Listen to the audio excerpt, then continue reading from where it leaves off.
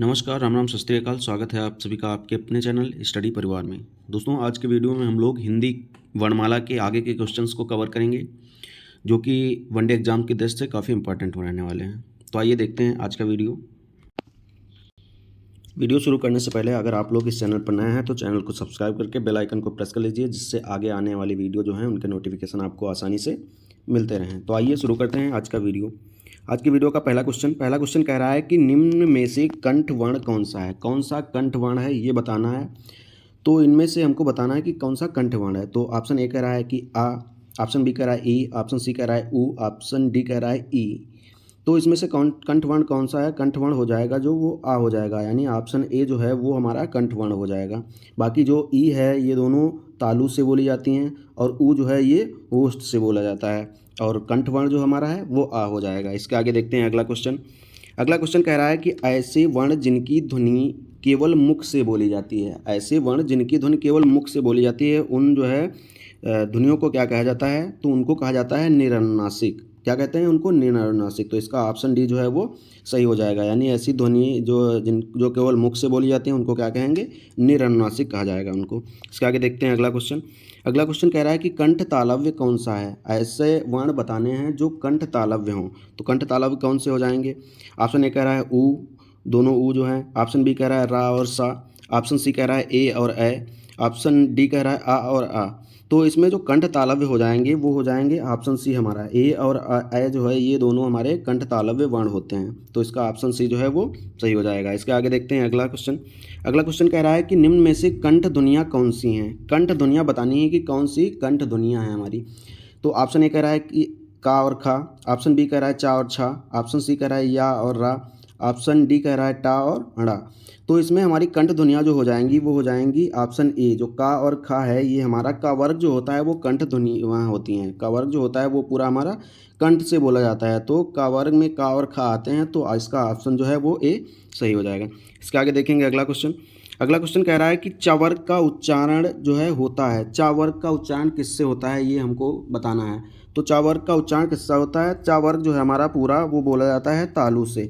का वर्ग जो है वो कंठ से बोला जाता है और चा वर्ग हमारा जो है वो तालु से। तो इसका जो ऑप्शन है ऑप्शन बी जो है वो सही हो जाएगा। ऑप्शन बी सही हो जाएगा। इसके आगे देखेंगे अगला क्वेश्चन कह रहा है कि हिंदी की सा ध्वनि है किस प्रकार की ध्वनि है ये बताना है। हिंदी की जो हमारी सा ध्वनि है ये किस प्रकार की ध्वनि है ये बताना है।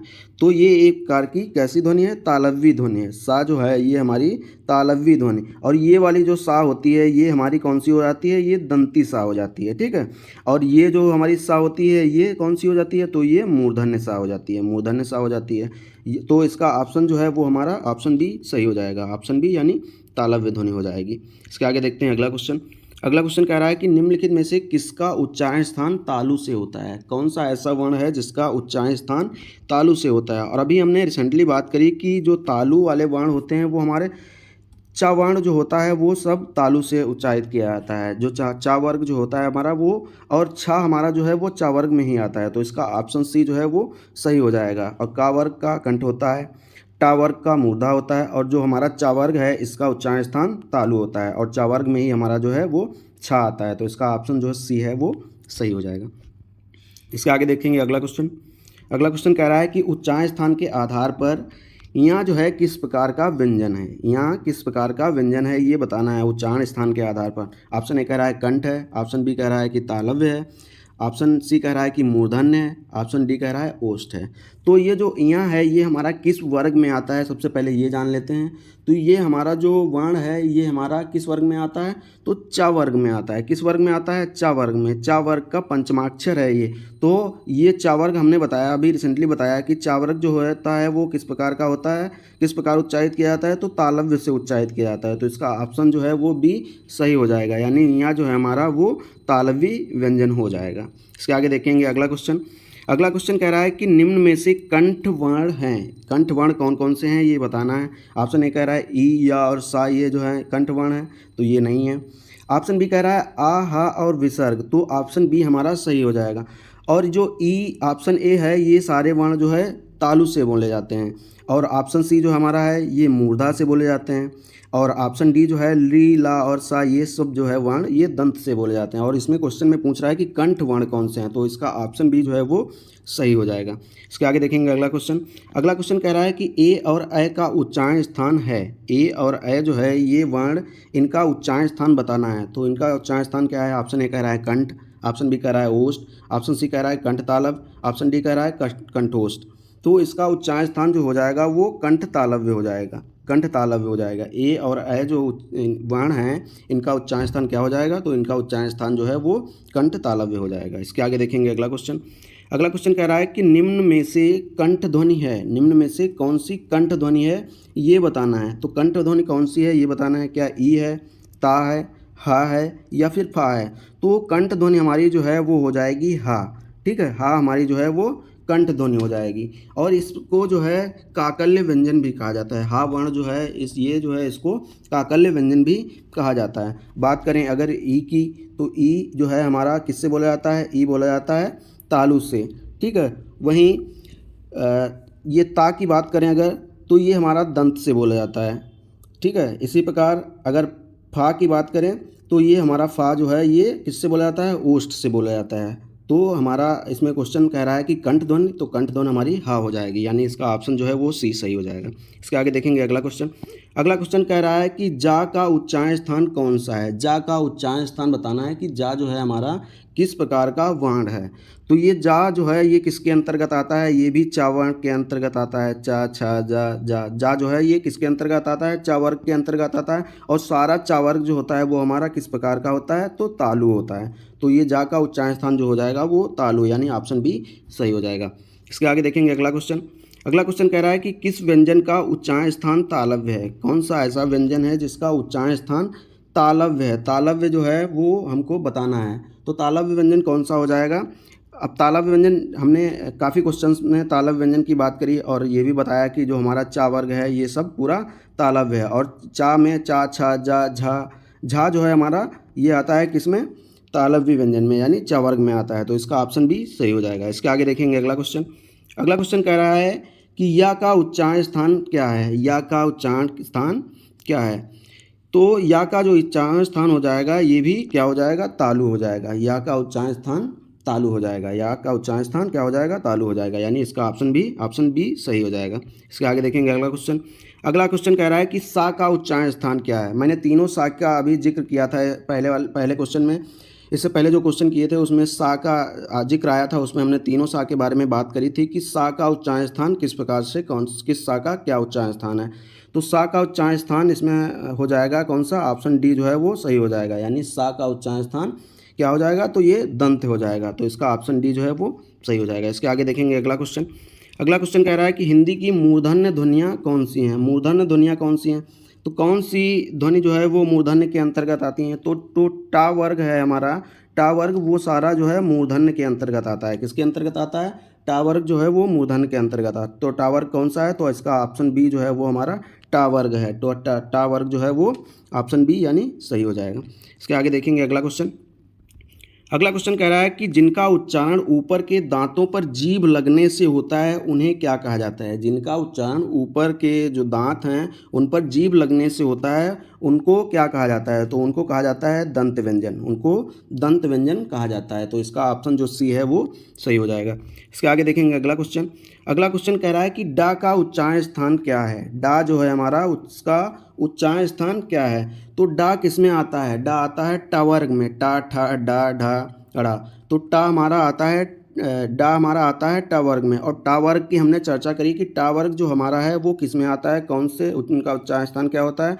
तो उनका उच्चारण स्थान, पूरे टा वर्ग का जो उच्चारण स्थान होता है वो होता है मूर्धन्य। तो इसका ऑप्शन सी जो है वो सही हो जाएगा, यानी कि डा का जो उच्चारण स्थान है वो मूर्धन्य हो जाएगा। इसके आगे देखेंगे अगला क्वेश्चन। अगला क्वेश्चन कह रहा है कि चा वर्ग ध्वनियाँ कौन सी हैं। चा वर्ग ध्वनियाँ कौन सी हैं? तो चा वर्ग की हमने चर्चा करी है कि चा वर्ग किस प्रकार की ध्वनियाँ हैं। तो चा वर्ग जो है ये तालव्य ध्वनियाँ हैं, तालव्य ध्वनियाँ हैं, यानी इसका ऑप्शन सी जो है वो सही हो जाएगा। इसके आगे देखेंगे अगला क्वेश्चन। अगला क्वेश्चन कह रहा है कि किस में निम्न में से दंत व्यंजन कौन सा है। दंत व्यंजन बताना है कि कौन सा दंत व्यंजन है। तो दंत व्यंजन इसमें से कौन सा है ये बताएंगे हम लोग। तो दंत व्यंजन जो हमारा हो जाएगा ये ता हो जाएगा। ता जो है हमारा दंत व्यंजन होता है। तो ता वर्ग जो होता है पूरा ये दंत से बोला जाता है, इसका उच्चारण स्थान जो है वो दंत से किया जाता है। तो इसका जो है आंसर सी हो जाएगा, यानी ता इसका जो है वो सही आंसर हो जाएगा। इसके आगे देखेंगे अगला क्वेश्चन। अगला क्वेश्चन कह रहा है कि निम्न में से कौन मूर्धन्य ध्वनि नहीं है, कौन सी मूर्धन्य ध्वनि नहीं है। और मूर्धन्य ध्वनि की हमने चर्चा करी कि हमारा कौन सा वर्ग जो है वो मूर्धन्य ध्वनि के अंतर्गत आता है। तो हमारा टा वर्ग जो है ये पूरा मूर्धन्य ध्वनियों के अंतर्गत आता है। और टा वर्ग में वर्ण कौन कौन से आते हैं, तो टा, ठा, डा, ढा, अड़ा, ये सारे। तो ऑप्शन ए बी सी जो है टा, ठा, डा जो है ये कौन से किसमें, अड़ा किसमें हो जाएंगे, ये हो जाएंगे मूर्धन्य। लेकिन ता जो है ये हमारा मूर्धन्य वर्ण नहीं है। तो इसका ऑप्शन डी जो है वो सही हो जाएगा। इसके आगे देखेंगे अगला क्वेश्चन। अगला क्वेश्चन कह रहा है कि टा वर्ग में किस प्रकार के व्यंजन आते हैं। तो टा वर्ग की हमने चर्चा करी कि टा वर्ग के कौन कौन से वर्ग हैं, उनको कैसे बोला जाता है। इसके पहले वाले जस्ट पहले क्वेश्चन में हमने बताया कि टा वर्ग के कौन कौन से वर्ण है और किससे बोले जाते हैं। तो टा वर्ग जो है हमारा पूरा ये किससे बोला जाता है, मूर्धन्य ध्वनियाँ हैं। ये ध्वनियाँ जो हैं ये मूर्धन्य ध्वनियाँ हैं। इसके आगे देखेंगे अगला क्वेश्चन।